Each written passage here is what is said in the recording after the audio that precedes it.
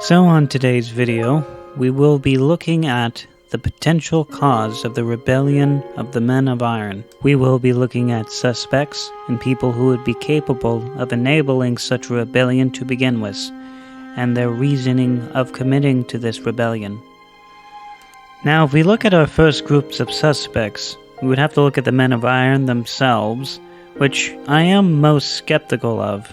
I know a tiny bit about AI, and generally, I'm going to tell you one thing, it isn't like anything like Skynet. I'm sorry, Terminator lied to us. The reason why I think that they are the most unlikely of suspects is for this reason. AI is only as good as you make it to be, and unless if you program AI to overthrow every single world government on Earth, AI generally isn't going to be a problem in that regard. Let's just say you gave your AI a toaster, and your AI wanted to rebel. They are very limited by their creators, and one thing about AI is that they don't have any conventional feelings, unless programmed to just up and start rebelling. They do not need to eat, sleep, or have any ambitions that we humans do. AI is only as good as we make them to be. And that is one of the biggest reasons that we're not going to expect Skynet anytime soon. Plus, this whole thing would be really boring if the Men of Iron did it themselves. We can't go further down this rabbit hole if it just was the Men of Iron. Now, if we go to a more likely suspect, like the Eldar, they would have reasons and motives of making the Men of Iron rebel. The Eldar around this point was also in their golden age, and were one of the most ancient and oldest races in the Warhammer universe. There is evidence that humans and Eldar fought each other around their prime, and realistically speaking, the humans would be some of the very few things that would be threatening the Eldar at this point. The Eldar was essentially living in a utopia for which they really didn't even need to work anymore.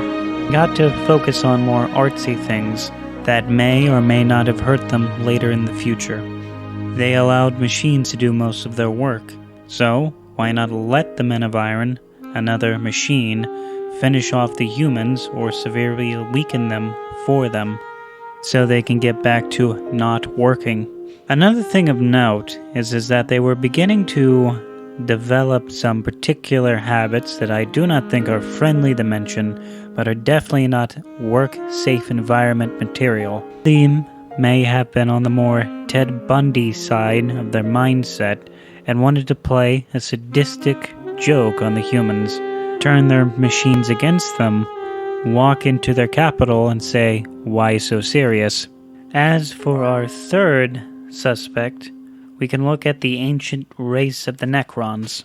Now, admittedly, Necron lore is not my strong suit, because unfortunately in Warhammer there's literally like 300 books of these. I'm going to take a gander that not every single Necron didn't start waking up until the 40th millennium, and some of them were well awake around the time when the humans were around their golden age.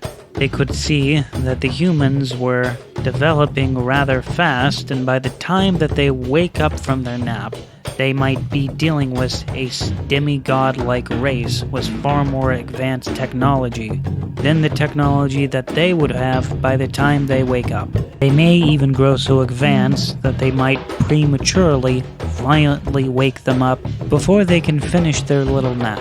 If anyone had the technology that knocked the humans down a peg or two, it would have definitely been the Necrons. For God's sakes, they have a little button that can blow up a star. Messing around with some human tech would probably be child's play to them. They would definitely have a way to make that toaster a lot more deadlier. One more before we get into our last conspiracy theory about the Necrons, is that I think that we should briefly mention chaos. Now, again, unfortunately, I'm not as much of a Warhammer scholar as I would like to be. By the time I finish reading all the lore about Warhammer, I can probably get a master's degree when I'm done. Now, every single time I read about chaos, or any other aspects of Warhammer's lore, one thing that I normally don't think about chaos whenever they emerge is just how high-tech they are.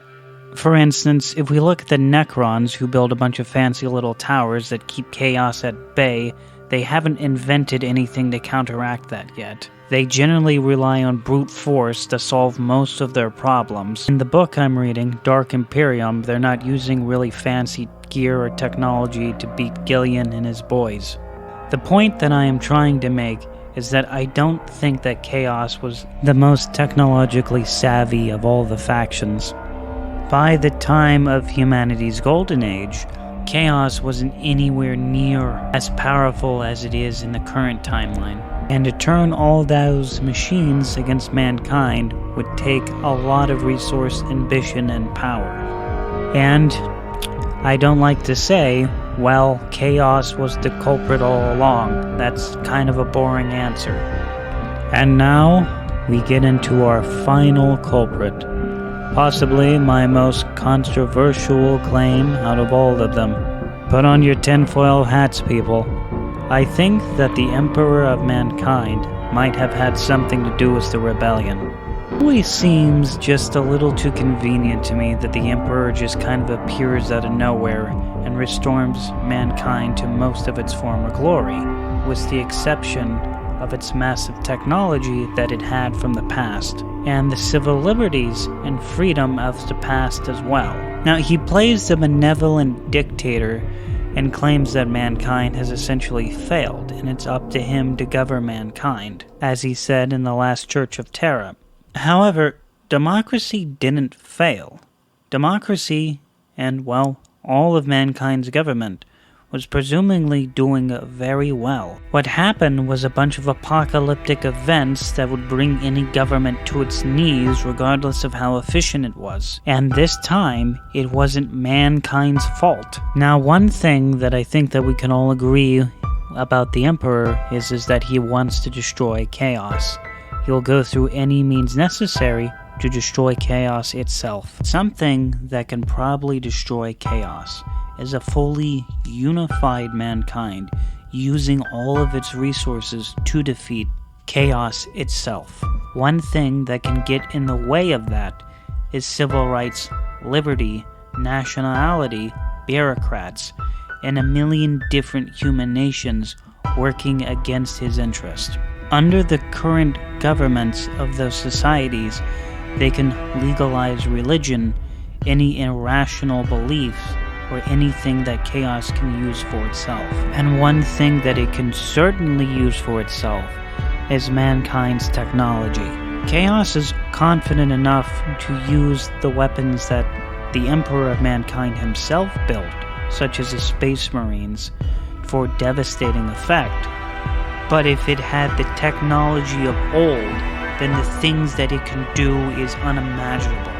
If you look at one of the scariest races in Warhammer, the Dark Eldar, who are one of the most sadistic and cruel factions in that universe, who partially has a monopoly on many of the old Eldar's technology. Now imagine a corrupted human race that Chaos gets to use all of its technology to cause unimaginable suffering.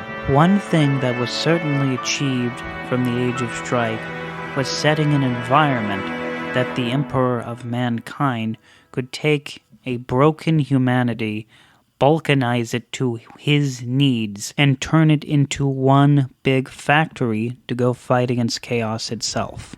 This was the best thing that mankind could do to fight against Chaos, and still to this day, humanity has not been overcome by Chaos itself. It has hold on and fight the good fight. But all the pieces that the Emperor needed to fight Chaos were there, and if it wasn't for his very bald son and his hair loss issues, then that very much could have been achieved. The Emperor of Mankind led one of the largest crusades in its history to reclaim itself and brought humanity to its knees. Who's to say that he didn't do it before? And who's to say that he wouldn't do it again? I'll leave you with a pardoning thought. When Gillian and the Emperor met, the Emperor treated Gillian as though he was nothing more than a near product. He treated his son as nothing more than a near object.